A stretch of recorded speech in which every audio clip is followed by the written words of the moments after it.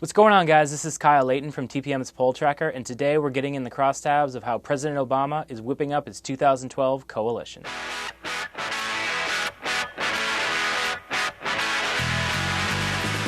So far, we've seen what the basic electoral strategies are for both campaigns.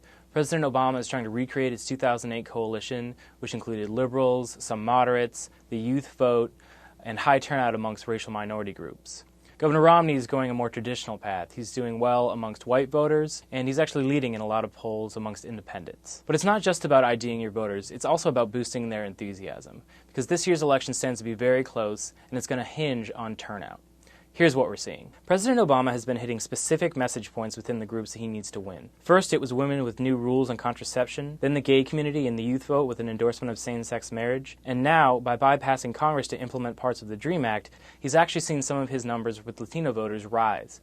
And if we look at this chart, the latest move has not only mitigated some political damage that the president had seen because of increased deportations, but it actually also saw Latinos become more enthusiastic about his re-election, which contrasts with Governor Romney's hardline position, which is not popular within the Latino community. So here's why this stuff matters.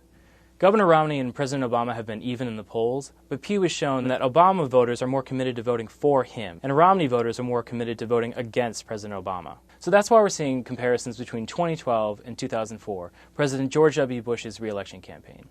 Even though there's very stringent opposition to the incumbent president who's got his own base of support, the lack of enthusiasm around the viable alternative, in this case Governor Romney, is a major problem for him, and that's what we're seeing in his numbers. Thanks for watching, guys. This is Kyle Layton for TPM's Poll Tracker, and we'll see you next week.